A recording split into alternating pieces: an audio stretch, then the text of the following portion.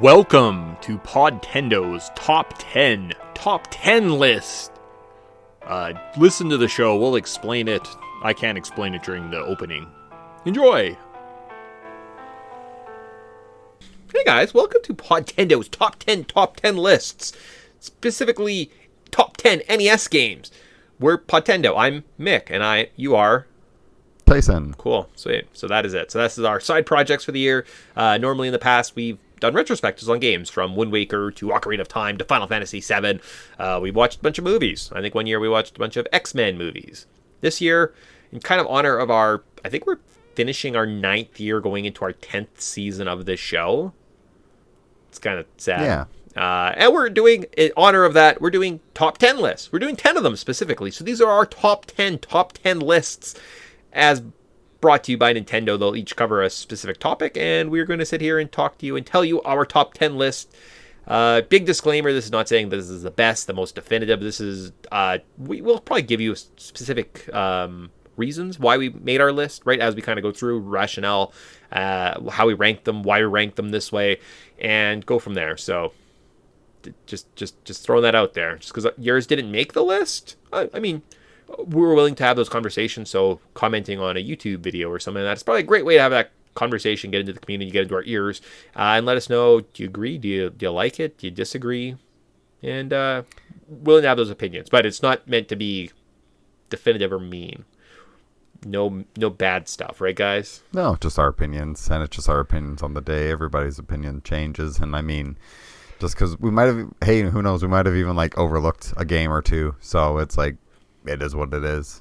Yeah. Like, I think it's a lot of, we got interesting lists, you know, if you're really like, no, you should replay this game. I don't know. We do replays all the time. So, maybe we replay one of the games if a conversation gets brought up or something. So we're always open. We like playing video games. We like talking about video games. So here's some top 10s. Sweet. And as just throwing the covers off at the beginning too, as we were kind of getting ready, Tyson's like, well, how do you want to do this? I was like, what do you mean? He's like, well, you always send me notes and we look at like a Word document and we talk about that with talking points. And I'm like, nope, we've been doing this long enough that these shows I have a list 1 to 10 in front of me. Tyson has a list 1 to 10 in front of him, and we're just going to discuss this. That's it. With no forward thought, no pre-planning, so a little more raw, a little more kind of in your face. And like, again, we've done this long enough. We should be able to, be like entertaining for a couple minutes. With 10 times 2, at least 20 minutes. At least 20 minutes of entertainment today. The rest of the podcast, no promises. So with this, like I said off the top, we are doing a top 10 NES games. If you've listened to us over the last 9 years, we have played a bunch of NES games. Roughly, Tyson, how many NES games have we played? Jeez, I couldn't tell you. Yeah, no idea. I didn't do a hard count beforehand. We could get you a little bit of a count. I'm guessing we played 30? Yeah, I was going to say like 30 seems right. Yeah. Like I know we definitely, because I got a list of 10, you got a list of 10. Sure, there's some crossovers, but I'm like, I know there's a lot of games that aren't on this list. Well, I mean, look at it this way. We've just done, we could go and look at like our tiers list and we could do a rough count and kind of give you an idea. But even just, if we pull up like how many episodes, we're on episode 145. So we've played 145 at least games on this podcast, maybe more with like retrospectives and stuff, right? So, yeah, probably 30 to 40 NES games. So this is kind of coming at you from, if you listened to our show 10 years ago, almost 9 years ago, we did a top 10 list kind of in our first season, so probably a couple months from this. And we were just like vaguely being like, I played like 4 NES games. Now we're like, we played 10 times that. So we're a little bit more seasoned. And this is after 9 years of playing these old games and talking about them and doing research and making little shows and having content on them. I base them on just games that I would play today. So put me on a desert island, these are games I would be like, yep, I'll play this one, I play that one, this one holds up in my mind, this is a good game, and I think we're going to go from there. So we'll start at the bottom of the list, obviously, and work our way up to 10. Wouldn't it be annoying if we started at 1 and worked our way down? No one cares about 10, everyone cares about 1. We'll start at number 10. And how do we do this? What is the strategy? We talk about the game when it appears for the second time? Yeah, usually. Okay. Or if it's not included on the list, then we'll just talk about it. Yeah, sure. Okay. So starting off at number 10, I see you have a game that I have higher up on my list. So do you mention it now? Yeah. Yeah, so I have All DuckTales, right. but you haven't mentioned it, so on to you. Cool. So I'm going to start with Dr. Mario, one of my creature comfort games. I fell in love with this one almost instantly as soon as we started playing it. It was just a fun, relaxed, comfy, cozy puzzle game that I found on the NES. I play on the Switch Online. I play it on my spin bike every day. I'm like for 15, 20 minutes. It's probably helped me healthier mentally, physically, and it's just such a tight little, fun little puzzle game. I'm now on like level I start at like level 18 in terms of difficulty, and I can get up to like 23, 24 before I kind of get stumped. So, Dr. Mario, just one of those little games I never knew I needed in my life. I love it. It's a fun little puzzle game. Yeah, I think it's a lot of fun. It was definitely on the kind of honorable mentions list in my mind. Okay. It's a great game. It's a little puzzle game. You just like kind of drop the matching blocks, kill all the like different colored viruses and stuff, and continue, rinse, repeat. And it's satisfying. It's rewarding. I think it's fair, and it's a different type of puzzle game rather than like a Tetris or Columns or something. Dr. Mario definitely is a great way to pass your time. Super. Number 9. What do you have at number 9? I have Batman. Well, yeah. Okay. The specifically and the movie tie-in 1980s or 1990s Batman for the NES. Yes, yeah. For the NES, that it's not on yours. I like it because it's got a big open levels to explore, lots of different gadgets. The controlling or the weapons are like kind of tight. I think there's a few difficult platforming sections, but that's kind of par for the course in this one. And I don't know, I just think it's a lot of fun, good atmosphere, good soundtrack, good way to spend some time. Maybe I wouldn't finish it all, but I definitely play a good chunk of it and enjoy it. Instantly when I saw this, I remember having pretty tight controls, right? The wall jump mechanic on this one was one of those revolutionary. It kind of took that Metroid hidden mechanic. I don't even know if that existed in the first Metroid. It was maybe a Super Metroid kind of special add-on, but it definitely, that's how you kind of traverse the world. You have to kind of learn this fun system of wall jumping to get up. There's platforming. You get to shoot Joker in the face with a gun at the end of the game. It's everything you want in a Batman experience. No, this was kind of an enjoyable experience, and yeah, picking it up and playing it for a little bit, I could see that having some merits for sure. For myself at number 9, I have the Teenage Mutant Ninja Turtles game, the first one on the NES. Yes, that infamous dam level. How do you swim around the seaweed? You just take your time, practice. I mean, nowadays, save state. The rest of the game, pretty damn fun. There's flipping, there's action, there is turtles, there are the characters you knew from the cartoon, from the comics, from the toy line, and it's in video game form. And like in terms of 8-bit action, it's not horrendous. Yeah, there's some hard parts you'd say like, oh, that's cheesing. But other than that, the rest of the game is actually quite enjoyable and fun and can be a good experience to have, especially kind of a fun thing to play as a group. So just in terms of, it's a game that it's infamous for like it being difficult in one area and it's a turnoff, but it shouldn't be. It's actually not a terrible experience overall. So then it's one of those ones I'd go back. I was like, I'd play me some Turtles. That sounds fun. So that's why it made number 9 on my list. Yeah, and once you kind of get your head wrapped around it and learn how it works, and you learn that you can kind of just go in and out of certain areas and refill all your pizzas, or if you lose a turtle, there's a couple areas on the map that you can actually go and get them back.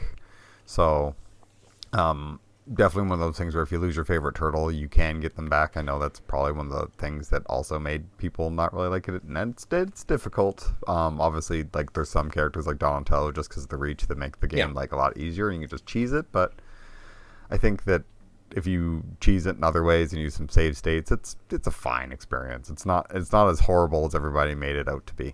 So cool, sweet. That gets us to number 8. Number 8, we actually have the exact same game. That's pretty cool. Yeah, we both have Castlevania 3. Yeah, interesting that they both kind of fell in at number 8. But this game, great. I love having the companions like the Alucard and the Silpha Grant. Yeah. And this is kind of feels like what the Netflix anime was kind of building around. Okay. So it was pretty cool. I mean, I thought that this was a lot of fun. Definitely my favorite Castlevania game on the original Nintendo of the 3. So Yeah, this one, it's just tight. Why is it so high on your list? Iconic. The Castlevania series on the NES is iconic. It's one of those adventures that was extremely difficult until you learned kind of patience, you learned pattern recognition, you learned how to control your character, and then all of a sudden it became a pretty good experience overall. And I just think that definitively Castlevania 3 has more meat on the bones. It has upwards of 3 to 4, or has 4 playable characters, right? So lots of different ways to explore the environments, explore the castle. The original game was great, awesome. Tight levels, tight challenges, fun bosses, but you're only ever a Belmont with a whip in 5 stages done. This, you have a variety of stages, you have different options, you have different routes, and just seeing kind of Konami build upon this formula, I think this is just the cleanest, the most elite version of this formula, and for that iconic reason of Castlevania and NES, they're kind of almost synonymous in my mind, right? They were such a big deal. It was such a big game. I have to include it just out of respect. And again, if I was to play a game, I'd probably play Castlevania 3 and I'd be like, oh, this is actually not a terrible experience. Okay, cool. Yeah, no, it's a great one. And it's got a good soundtrack, which helps. Yeah, very much so. Number 7. So before we get into kind of the franchise, there's not too many franchises going forward for myself. Tyson, on the other hand, a lot. Number 7, we have, what do you have? I got Metal Gear. Okay. I mean, I like me some Metal Gear. This is not the greatest game, but like any NES game, they're kind of all frustrating. Which Metal Gear game? On the NES, or you want the MSX? I would like the MSX one if the option's available. But because then you actually get to fight Metal Gear instead of just doing the random weak boss of just like drop a bomb next to a computer, which is like terrible ending, but I like what it built. Sure. So mostly this one's kind of my nostalgic hit right now. Okay. But I know it's frustrating, and there's a couple things that were a pain in the butt, like having to remember to put on or off a mask going in and out of some of the rooms or whatever. So it's clunky, but like any NES game, they're all a little clunky. I think that this one was a good start to a franchise that was kind of cool to see, like the Zanzibar incident. So. Okay, interesting. Although I do believe, I'd be interested now. I'm like interested, like Metal Gear 2, The Return of Solid Snake. No, not the platformer, but the one that's like basically just the 8-bit version of Metal Gear Solid. I wonder if that would be a better experience, because I heard that the second one, the one that Konami actually made, was like, apparently it's just Metal Gear Solid but an 8-bit. So like I'd be curious to say like, so like, what is that, the one that's Revenge of Solid Snake or something? I don't think so. I think Revenge is the bad one. It's like Metal Gear Solid. Well, maybe it has Solid Snake in the title. I forget exactly.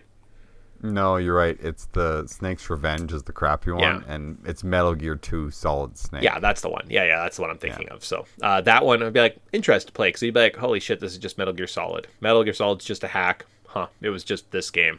Crazy.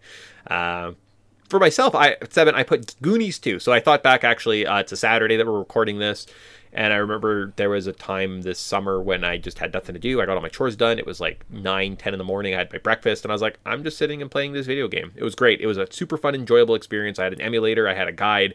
I worked through this Metroidvania puzzle game, and it was just a really fun experience. Now, I had to go in there knowing that it was a tough game. It was going to be impossible to play without a guide. I needed to use the guide as kind of a strategy. I need to have a map active, like an active map on a website, so I could kind of figure out where I was going, what my objectives were.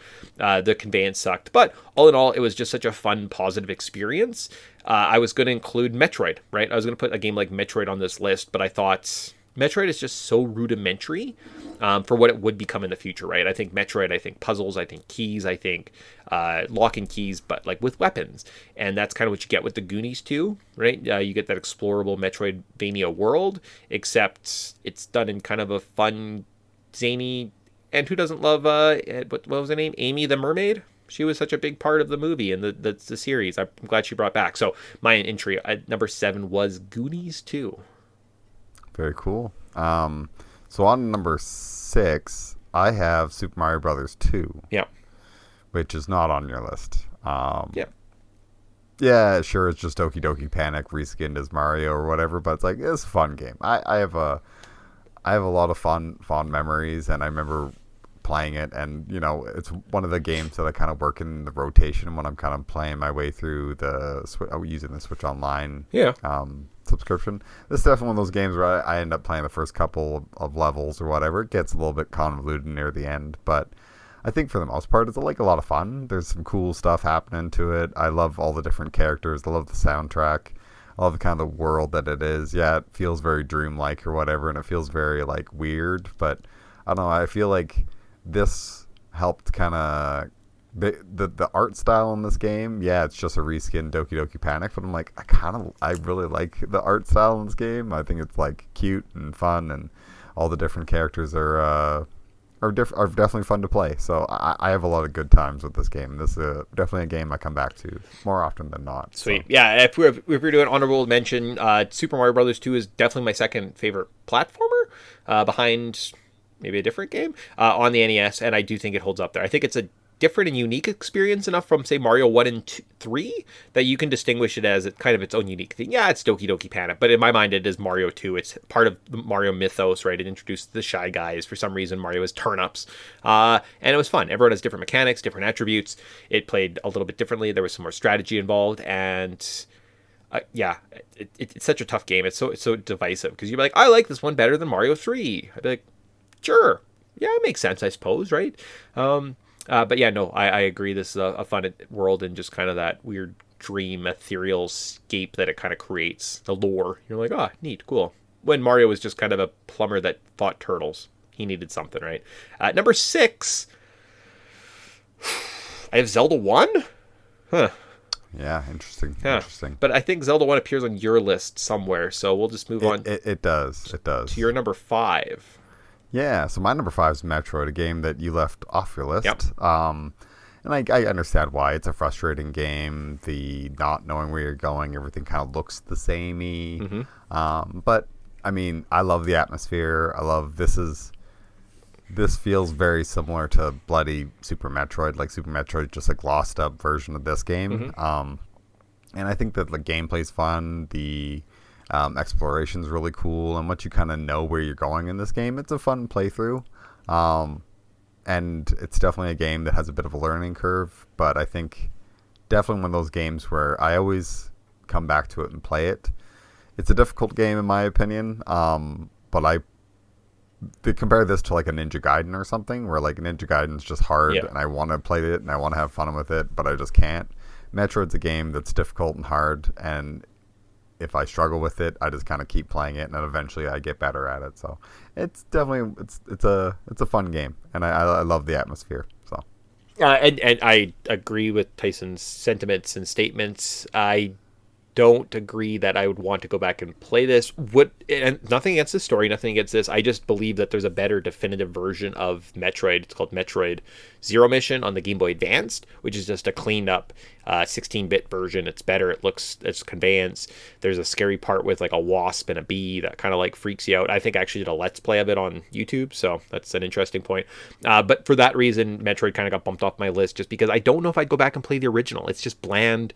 The black, everything samey kind of background leaves a little bit to the imagination, right? And I just think I'm getting a similar experience in the Goonies too, right? So hence Metroid didn't make my list, because I was like, I'm kind of getting the Metroidvania though from a different genre. So that's just why I didn't put that on my list.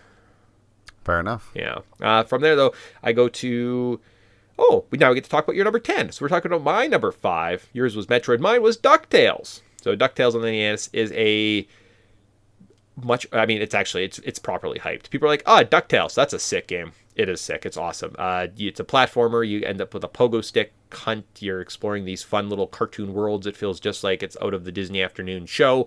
It is fun. The remaster is an incredibly clean version. Now, this is a game that has like a better, cleaner version on, say, the Wii U, or maybe other modern consoles. I'm not sure if it's just a Wii U exclusive, but no, it's on other stuff too. Yeah, so. But it is one of those ones that returning to it's a fulfilling, rewarding experience, right? Like I imagine it had a sequel, DuckTales 2, you'd probably play it, but like also a pretty fun little platformer, right? It has that Metroidvania, it has that kind of action adventure, but just the world seem a little bit more clean and concise, and I think it seems more fair, right? Whereas some of these games are like, what do I do? This one, it's like, you can do 3 things, and once you solve the puzzle, you're like, it's pretty rewarding to beat. So that's why I put DuckTales. So why did you have DuckTales at number 10?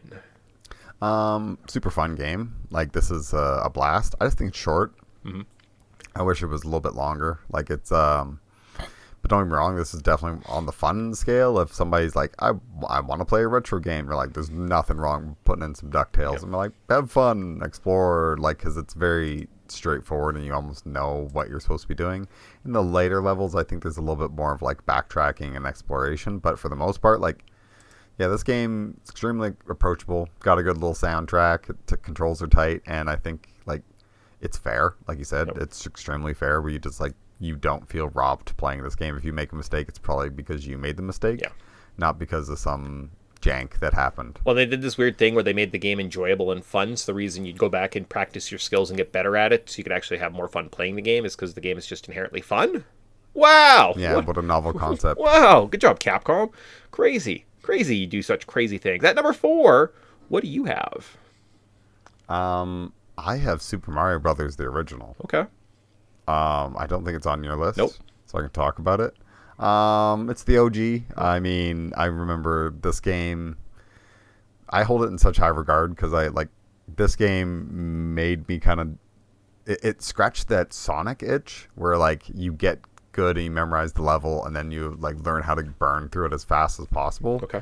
And it like just like started that speed running love affair of mine where you're like, how far can I get as fast as possible? So using all the warp points, learning all the like ins and outs and the tricks and where to jump and everything. It's like this game is where I developed a lot of like how I enjoy a video game, and I kind of have to give it credit where credit's due. And it's like it's a tight game, it's fun. There's lots to explore. I would be obviously better at games if I had more patience, but this game let me play it the way I want to. I wasn't good at it as a kid, and it made me like I had to play it as an adult with patience to progress. But this game started my love affair of hold right and run and try to jump and time everything perfectly till you can beat it as fast as you can. So Cool. Yeah, I did not include this. I don't even know if I'd include this game, to be honest with you, in my honorable mentions. It just seems a little antiquated, a little dated. I go back and play it from time to time, but it's not something I like jump out of my seats with the advent of, say, like a save state on Nintendo Switch Online. This game's like half an hour, you're kind of beat complete. But it's not something I feel like inclined to return to, right? I think there's just better iterations on the console. So if I was to play a platformer, a Mario game, I'd be like, there's probably at least 2 better options, right? If you don't want to look into like other genres. So I just didn't include it because it is, it's iconic, right? And I think I threw Castlevania on the list for its iconic status, but I'm actually representing the series in a different entry on my list, so I didn't need to feel inclined to just include it, right? I wasn't just doing it for that. Other than icon status, that's the only reason it'd even make an honorable mention list in my mind. I just think it's surpassed. It's cool to go back and kind of like reflect upon and be like, oh, that's where we came from. But other than that, it just seems more of a chore to play than like other games. Like it's not as fun. I think that's like the fun factor of me playing Mario Brothers 1 at this point. I'm like, oh, I see. I had to make a super precision jump over that. That's not something I find enjoyable. So maybe that's why. I don't like the speed running part of games. So that could be part of why I was like, fair enough. You know. Number 4, though, I have Star Tropics. So in terms of replayability, that was one of my criteria. Do I want to go back and play this game? Man, I want to go back and replay Star Tropics all the time. I think about that game in terms of just weird, crazy games that you're Dr. Uncle and there's dolphins and there's spaceships and you got to get shoes and kick the bad guy at the end with your cleats. Bonkers. There's laser rifles. Star Tropics. It's just kind of a fun. It's not very conveyant. It's probably frustrating. You get to parts in the game, you're like, oh my gosh, this is so tough. You die, you get kicked to the start of the level, you lose all your progress. Hey, guess what, guys? We live in a world where it's on our Switch Online and we have save states. You could probably just like cheese some parts, make it kind of reduce that difficulty. It'd be a fun little experience. And in terms of just weird platforming, action, adventure, Zelda likes, Star Tropics was one of the first, and it just the illusion and fun that I think I would have going back and replaying that game right now, and my forced nostalgia from playing it a couple years ago. It's definitely one of those things where I'm always like, I could go back and play Star Tropics, and I want to play it, whereas some of these other games, I'm like, I don't want to play NES game, I'm good. But it's definitely in that more I would like to play it, so it just has so many positives. That's why I put it higher up on my list. That's fair. I mean, it's a good game. It's definitely like around my top 10. I mean, I had a lot of fun with it. It's just not a game that I like think about or want to go back and replay anytime soon. So it's like, If it's there, sure. If not, it's like it's fine. Yeah. I'm good. I'm good. Okay. What do you have at number 3? I have Zelda 2. Oh, okay. Into the top 3. See our first Zelda entry at Zelda 2. I have it higher up on my list, so we'll talk about it then. However, though, we do get to talk about... Oh, no. At 3, I have Mario 3. But you have it higher up on that list, so we just kind of jump right through that category into your number 2. Yeah, this is where I have my original Zelda. I like it. This one established established what a Zelda game basically is, and that all other Zelda games have been ripping off, and the template was set. I mean, I think this is a great experience. It's a game that I didn't play until a lot later, but I definitely had like a lot of fun with it and exploring it. And sure, there's a bunch of like random junk you have to do, like I think it's the raft or whatever. Like for whatever reason, like I could never figure that one out as a kid, and needed or like during my early playthroughs, and I actually had to sit down with a walkthrough to kind of like just finish the game. But I think it's like a lot of fun, and I guess that's why they just keep ripping off this template and just keep basically re-releasing this game, but slightly polished and added a few features. And here's a story, so yeah. Yeah. Oh, and certainly seeing it at number 2, I get that. I do the nod. I have mine at number 6. I did lower it down my list a little bit because I took out the iconic franchise, the iconic status of it. I also might have 2 Zelda games on my list, right? So it's one of those things. It's saturated. I don't need to push it up as high. And I think outside of, I think, going back and playing it and understanding kind of where Zelda came from when it started in 86, I believe it came out, was the debut of the original, right? Looking at just where it came from, right? Where we were at, where Zelda would go. Pretty cool. Lots of iconic hype. But in terms of just like overall gameplay and fun, when I go back and play this adventure, I try and break it, and I get the Master Sword early, cool, and I can like cheese this level. And I at one point it was pretty good. I don't know if I might struggle a little bit, but I could beat this game without a guide just based on memory, right? So I played it enough. I remember it from a childhood. I remember it as an adult. I remember playing on the show. I've now played it multiple times, at least twice over the course of the last couple of years, just for this show alone. Probably several more times. But in terms of, I want to go back and play it.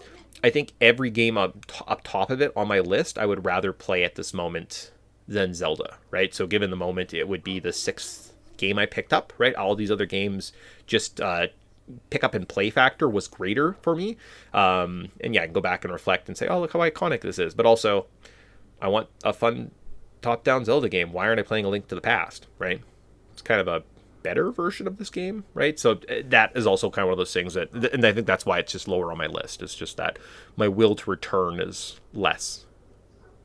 That's fair. Yeah. That's fair. I'm trying to just like represent each game. Like, what's the best games on this console to me, and which games would I kind of go and play my way through? So this is like almost the order. If I had the unlimited library, would this be almost the order if I'd pick them up and slap them in?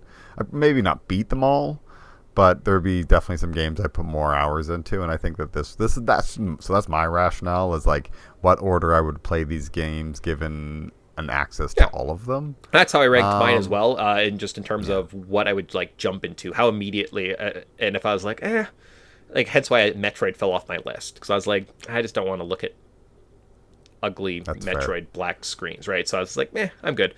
For myself at number 2, I have Mega Man 2. One of the dilemmas I had in actually going back and listening to not our first top 10 list. I didn't go back and listen to that, I imagine, phenomenal audio quality show that we had made. Whoo, baby. Bet you that one sounds good on our crappy tech. Not that we're that much better nowadays, because sometimes some shows I'm like, terrible quality. Oh well. We clumped everything together. So we were like, the Mario games as number 1, or the Zelda games as number 2. Technically, we should have included all 6 Mega Man games, because they're all similar experiences. In fact, literally similar experiences. Is almost just like they just did like a downloadable content for the next release. It's just kind of the same thing again and again and again. Mega Man series, I think, should have been, in theory, according to that rule, way higher on our list than we left it. So when I was trying to differentiate, do I put Zelda 1 and 2 together? Do I put the Mario Brother games? When I decided to kind of do everything individual, one game that stood out, at least in this 6 Sega series, or this, I think I made Tyson play every single Mega Man game. We played them all on the podcast, right? Yep, we sure have. Except maybe you didn't play the first one. No, and I'm okay Yeah. skipping Okay. it. Cool. So with Mega Man 2, I think it's just it was the second one, right? The first one, no, it was great. And then they hit a formula. They hit it out of the park. They made it a great assortment of weapons, a variety of levels that are just super fun, endlessly replayable. And I find myself going back and playing this game frequently, all the time. Mega Man 2, it lives in my head. It's up there as one of my favorite games, maybe of all time, right? I just absolutely adore it. I love it. It's great. It's my little buddy Mega Man. And it's my favorite entry in the series, right? So as a result, that's why it's second on my list. And I think just in terms of power and charge, and I mean, they repeated the same formula 10 times. How bad could the game be? Yeah, that's fair. That's fair. I mean, I left it off my list because I definitely don't like Mega Man games as much as you do. Then why do you? For me, then why have you played so many of them with me? I'm sorry. I thought you liked them. You mean that year I made you play Mega Man? Kind of a chore. Like at the end of the day, every time I had to boot up a Mega Man game, I'm like, okay, prepare for this. I'm so sorry. You mean like that time we played Mega Man's 4, 5, and 6 in one show, and I was having just the time of my life, and I was like, this is great. You were just not having fun with it? Well, I got my way through it. Oh my gosh. Like, they're fine. They're fine. But I mean, they're everything I'm not crazy about in games. Like, they're frustratingly hard, and it's kind of like you need to know what the next room is before you see it. And it's just like it's a trial by error, but trial by error every room is kind of like, hey, I'm over this. And I'm doing wrong. Like, I want to like Mega Man games and concept. That's why I've played every single like one that I've tried to play. But it's just like it just does not. It's not for me. I'm a simplistic, like, hold right kind of guy and time a few jumps, and like I'm a stupid Sonic player, like, and that's why I like the original Super Mario Brothers, because it's like hold right, memorize a few things, you're basically 95% of the way there. Where like Mega Man, it's slow, methodical. That's the gameplay, and that's why I understand why it's so high and everybody loves it, and I do appreciate it. That's fair. It's just like I'm not a game that, like, to me it's too much of a chore to play. It's too hard. I want something more casual. I want a DuckTales. Like, I want something that's like fair. I can kind of half sleepily play this game and just like rock it. Whereas Mega Man, it's like I feel like you need to be like, nope, have an energy drink, be on. Don't screw up your jumps, and make sure you memorize the patterns and stuff. So okay, it's just a lot of work.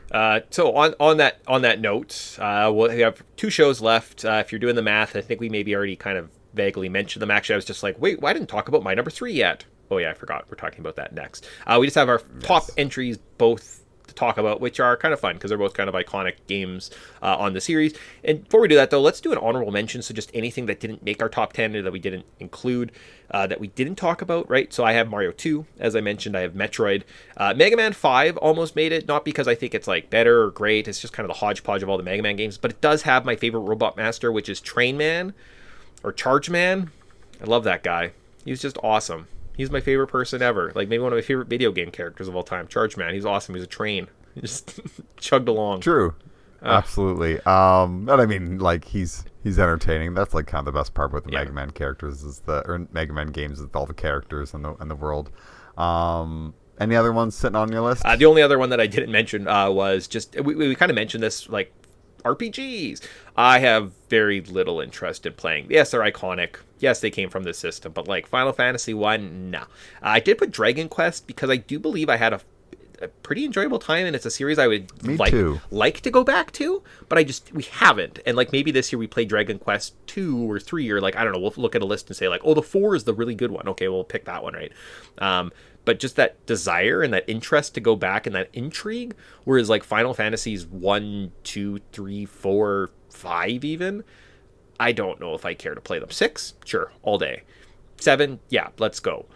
8, 9, nah. 10, nah. And you know what I mean? Like, it's just like Final Fantasy, I'm like, there's like 2 games in that series I'd play. The rest of them, meh. Dragon Quest, so I'm like, I'd try it. Let's try it. I don't know if I'd play it for very long, but I'd try it. So Dragon Quest is on my list just for that reason, because of the intrigue that's there. What does your honorable mention list look like? Couple of the ones, like, obviously I got the Dragon Warrior on there. Or Dragon Quest. I like Final Fantasy, but then I remember all the frustrating parts of Final Fantasy games, so I was like, I'll just maybe not. That's why I left it off my list, because like, it's fun. I want to like this game in concept. It's just like, I remember some of the horrifically grindy or like art, like backtrack here and then literally backtrack to where you were, and it's just wasted hours. I feel like if they got the remaster of like the 7 and stuff, where you just had like unlimited do 99 damage, don't take health, and or you can turn off random encounters, I think like sure, fun. Then you got like Mike Tyson's Punch Out. Yep. Punch Out's a game that's on there. I mean, I think Blades of Steel, a couple of the sports games. I maybe not any of the Kirby games, and not Ninja Gaiden because it's just too hard. I want to like it, but it's just too hard. Yeah, and then like I think I got Dr. Mario for sure. So there's a couple of the little ones on there. It's like, but for the most part, when you're with the NES, and I think that's like the thing about going through these lists is like certain consoles are gonna have pros and cons. Like the Super Nintendo is amazing because it has such a deep treasure trove of games, whereas like I feel like the original Nintendo is like they're still figuring out what makes a fun game, where like they're on the arcade mechanic, like let's ramp up the difficulty so it's impossible to play and you're gonna be suffering. Whereas like and that's why a game like DuckTales stands out so well. Like it's just approachable, it's fun. The reason why you keep playing it is because it's fun and you want to keep enjoying it and have more fun. Whereas I feel like some of the outside of like a big tinge of nostalgia, yeah, like Blades of Steel, Mike Tyson's Punch Out's a different game because it's just like a combo rhythm puzzle game. Like that one is a little bit different, but yeah, like in terms of the sports games, yeah, the Tecmo Bowls, the Blades of Steel. If you grew up and they were your only things and you love sports, I imagine that they're probably high on your list, right? Going back and playing them now, you'd be like, they're more of just kind of like that. Let's do it for a couple hours and have a beer. But I don't think you'd play them. Hence, yeah, that's why they make my list. Back to our list. So we have 2 more entries to go through. Do you want the honors? Should I go first? Do you care? I'll go first. Because I think we should. I'll go first because I think yours is like better. Okay, you know fair what I mean? enough. I just think that like we both on our like I think definitive tiers list, we actually have Zelda 2 higher. Nope. Mario 3 is in the top ranking. I looked beforehand. That's like the elite. Gotcha. So there's the veil break. We'll just kind of go up the list. We've got my number 2 is Zelda 2. In terms number 1, Zelda 2. Sorry, my number 1 is Zelda 2. In terms of just it's a great game. It's one of my favorite Zelda games. It's a game I go back to and play. I think it's a good challenge. I love the RPG. I love the grinding system. It's just, do I spend too much time grinding bubbles early on so I can have a better sword attack? That's just who I am as a person. I was like, grinding's worth it. Grinding is always worth it. It kind of has all the elements of Zelda 1. The mystery and intrigue, the greater dungeons, the more combat, the bit more skill, I don't know, just more of an interesting world to explore. And it's one of those games that since I got into retro gaming and I played it, I fell in love with it. I played it for probably the last 12, 13 years. It still stands out. I'd go and play it in a heartbeat. I'd pick it up and I was like, the only problem, I don't play it more because it's a bit of a long experience and I have to beat it once I start it. I can't just like stop midway through type thing, right? So that's the one thing that stops me from playing it a bit more frequently is I just don't want to have to go through the whole experience again and again. But I would, right? I think it's a fine title. It stands out. It is kind of everything that Mario 1 wanted to be and more. And in just that case, I think it has to be represented as this iconic thing. And number of elements in this series, it's the black sheep, but it brought so much to the future and it kind of pushed the formula and it wasn't just copy and paste from the first one, which is awesome because lots of times Super Mario Brothers 2, the Lost levels, at least in Japan, is literally just Super Mario Brothers 1 with a extra coat of paint. So the fact we would have put those on this list, that means we're both lunatics. Neither of us are lunatics. That's amazing. That's great.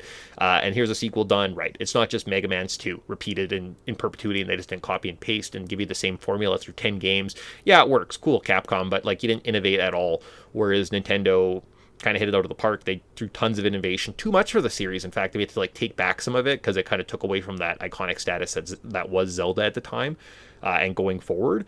But in my mind, it is just pound for pound one of the better NES experiences. Yeah, and Boom! like I said, I don't need to write. You don't need your notes. No. I really like Zelda 2 because like it does do a lot of those gameplay mechanics that are essentially modern gameplay mechanics baked into an NES game. Yeah. So it was very, very forward-thinking. And like, I mean, you're right, it's not just a simple cut and copy or repolish or here's essentially a top-down Zelda game again. And it really tried to do something different, even for just the 2D platformers at the time. And I thought it did it in a really... It was definitely not what people were expecting. And I love that it was going for something different, and it plays a lot different. And it's just like, you can't approach it the way you usually would. And even just having a different overworld, like, it feels very much more like an RPG than it does your templated Zelda game. Yeah. So cool, sweet. And then, sorry, that all that leaves is my number one, Super Mario Brothers 3. Sick. Which was, your third, so it's in that spitting distance. It's so much fun. Yeah. Like, this game defined the NES, like, in its entirety. It's the most polished Mario game on the system. It's the most polished game on the system. I think it's so much fun. Yeah. There's like different unlocks, different abilities. Like, when you got the frog suit, you were pumped. When you got the Tanuki, you were over the moon. And when you got the whistles, you couldn't wait to see where the next world took you. And everybody had like, oh, I can't wait to get to Big Little Land and Little Big Land or whatever. And it was like, that stuff was... It made video games fun, and I think this game is probably a reason why a lot of people stuck with video games and have a love affair with video games, because it's an original game. It's super fun. It's approachable, and I think even from a casual to a hardcore gamer, you have a great time every time you play this game. So yeah, well, yeah, I couldn't agree more on and then that's sentiment, and just it, like Tyson said, this is why are video games still popular. It might be this game. Right, like that was a great point you just brought up. There was a lot of progress, there was a lot of fun games, but there wasn't like the iconic, the game that's the instant classic that's 30 years later, right? 40 years later. We're at 35 years later after release. Yep. It's still an excellent game. It could be argued that it's one of the best Mario platformers, and we've been making Mario platformers for 40 years. That's disgusting. Basically. It's one of these games that came out almost right out of the gates, and it's still one of the top. They've never beat it. It is, in terms of polish, it's clean. It's iconic. It's not my favorite Mario game, but that's from nostalgia, very heavy nostalgia lean on my part, right? I'll say that. But yeah, like lists, when I say, oh, this is one of the best games, I'm like, it is. It truly is. If you look at our tiers list, we have it up in needs to play or whatever the top category is. Necessary playing or whatever, like that. Yeah. If you want to know about old game and game design, this is the game you look at, because it's done masterfully. It's beautiful. It's clean. You're like, how does this game exist with these other games? Because it just looks so clean and it runs so fluidly, and there's just so much depth and brevity to all the worlds. And some levels are pretty short, so brevity would actually be the adequate thing to say in that sense. It had a sweet movie tie-in. It gave us Jenny Lewis. Like, what more could you ask for in life? Yeah, I think it's just like this game can put this next to Mario Brothers 1, and you almost think that this is a Super Nintendo game. Exactly. Because it just like, it was such a step forward. Is really pushing the hardware. It essentially paved the way for Super Mario World. Maybe a better experience, but at the same time, like, without Mario 3, you don't get a Mario World. So I think that this game established everything, and has some of the most iconic soundtracks where, like, I can think of a level, and you're like, I can almost hear the whole soundtrack in my head, because we've played it so much, and it's just catchy to a point where, like, that was our biggest complaint in the Mario movie, was like, where's the good soundtracks? Like, you have access to this good stuff. Use this good stuff. Yeah, exactly. Well, and it's just... iconic something. Well, it gives us Bowser, right? Bowser, the Koopa Kids. Bowser looks like Bowser in this game. Bowser in the first game looks like a turtle throws hammers. This one, you're like, oh, it looks just like Bowser from, oh my gosh, like Bowser Inside Story that just released last year on the 3DS, right? At any point, almost, it was just kind of clean, iconic. It stuck around. It is, again, that's the word, iconic. It's up there for a reason. Why did I have it lower on my list? Tyson had it 1. Why did I have it a little bit lower if I'm going to give it this much praise? I think it just comes into personal bias, and I really like, even though required playing, I would say it's probably like the best definitive game. Mega Man or Zelda 2 and Mega Man 2 are just like more, like, I like those games a little bit more, whereas maybe I like a different Mario game a little bit more. So you know what I mean? Like, on a favorite video game list, it probably gets knocked down, hence why it got knocked down on my list. But I think it deserves the credit being top 3 on this list, actually top 10 on any of this list, right? After all these games, for these ones to stand out. It's great. And look at that. We did a podcast, 45 minutes, no script. We had 20 things written down. We chatted, made a good time, found out some stuff. Yeah. It's a good first top 10 list. I like doing the like kind of we don't talk about it until it comes up on the second person's list, because then it kind of like builds the suspense of you're like, well, I know it's coming, but where is it? Yeah, exactly. And I think like given this list, like it can change honestly any single day. Like I'm sure if you played the heck out of some Zelda 2, you'd be like, man, maybe I'd put it down a little bit, or maybe if I played some Super Mario Brothers 3, maybe I'd swap it down a little bit or whatever. It's like, but this is just where we're sitting today. I think after we played 30 some odd original Nintendo games, it's like this is a fair list. These games, if I ended up on a desert island and this was sitting next to me and I just magically had a plug-in that just worked and you could just like sit there and play video games, like you're gonna have a good time and waiting for some rescue. Yeah, that's sweet. So. That's great. So with this is, I guess, releasing end of January. As I'm just kind of looking at our list, we're back at the end of February for our top 10 Super Nintendo games. So yes, we've already done this technically. Well, just once. I don't know if we did Super Nintendo a second time through. I think we did NES because we had kind of finished our NES games and we're like, we're not playing any more NES games. We played a couple since then. So here's just kind of a revised list. So again, in a month's time, we'll be coming back and we're getting top 10 Super Nintendo games. So it's pretty exciting stuff. Yeah. Cool. And it's hopefully you guys are excited for this year. Hopefully send out a list if you if you want. Of like, hey, these games should be this is my list, or this is what I'm thinking. Send it out. We'd love to see it. Interact. Post a comment on YouTube. We would probably read them since we get not a ton of them. So, yeah. Awesome. Look forward to what everybody says, and I look forward to the next one. Cool. So until then, we'll see you guys in 2 weeks for a game, and then, like I said, end of February for top 10 Super Nintendo games. So from Podtendo, this has been Podtendo's top 10 list for 2025, and thanks for listening. See you guys later. Bye.